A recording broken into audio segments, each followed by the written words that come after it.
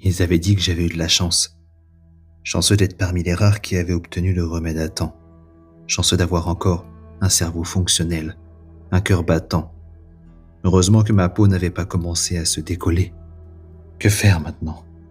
2,8 milliards de morts, 1,7 milliard transformés. Les survivants, terrifiés et reconnaissants d'être encore là. Et moi, je fais partie des miraculés. Appelez-moi comme vous le voulez. Je fais partie de la solution au problème de la survie de l'humanité. Le seul à être passé de l'autre côté puis en être revenu. Et pourtant, je ne ressens aucune empathie ou sympathie à mon égard. Les autres me fixaient, puis changeaient de trottoir. Les mères serraient leurs enfants contre elles, effrayées, pensant que j'allais croquer leurs bambins. Je ne pouvais pas les blâmer. Comment pouvaient-ils être sûrs que je sois totalement guéri? J'étais différent. La peau pâle et translucide, les veines saillantes. Avant, mes yeux étaient vert clair. Depuis la transformation, ils étaient jaunes. Pas comme les chats, mais plus comme un homme malade. Et ma voix ne ressemblait plus qu'à un cri de métalleux. C'était des séquelles normales pour un ancien zombie. Quand on devait s'adresser à moi, c'était via des surnoms. La goule, le zombie, le viandard. Chaque emploi pour lequel je postulais m'était refusé systématiquement. Je pensais subir de la discrimination à l'embauche.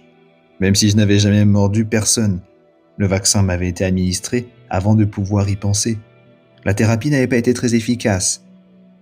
La réintégration est un processus long et pénible, m'avait dit la conseillère avec un sourire forcé et une envie évidente d'écourter la séance.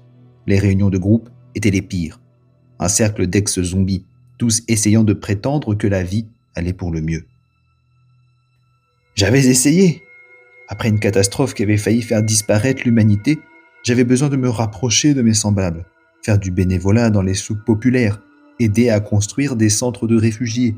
C'était aussi une façon pour moi d'acheter mon pardon, de m'excuser d'être passé de l'autre côté.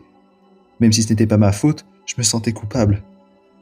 Pourtant, quand j'en avais le plus besoin, aucun humain ne voulait de ma compagnie. Aujourd'hui a été la dernière goutte d'eau. J'étais dans le métro. Je m'occupais de mes affaires, musique dans les écouteurs, un sweat à capuche pour cacher mon visage trop remarquable, quand un couple de jeunes monta à bord. L'homme m'avait regardé en souriant et avait chuchoté assez fort que ça sentait le cadavre. Ça l'avait fait rire. Sa copine s'était esclaffée, puis toutes les personnes qui avaient entendu s'étaient jointes à la moquerie générale. Je sentais leurs yeux braqués sur ma capuche, ainsi que la sueur qu'ils dégageaient. Un mélange d'excitation et de peur. L'homme qui savourait son moment de gloire ajouta « On aurait dû les laisser pourrir ». Je sentis quelque chose se briser en moi. Je m'étais levé lentement. La voiture devint silencieuse. Ces gens qui s'étaient moqués de moi n'étaient que des moutons déguisés en loups. Ils prenaient conscience d'être redevenus des proies. Je me penchai vers l'homme et lui souris. « Vous savez, la nourriture n'a plus de goût depuis que j'ai été guéri. » L'homme avait pâli, puis poussé sa copine sur mon chemin. Mon estomac grogna et je ressentis la douleur de la faim, vorace et insatisfaite depuis des semaines. Je souris, dévoilant mes dents grisâtres. Puis vint les cris.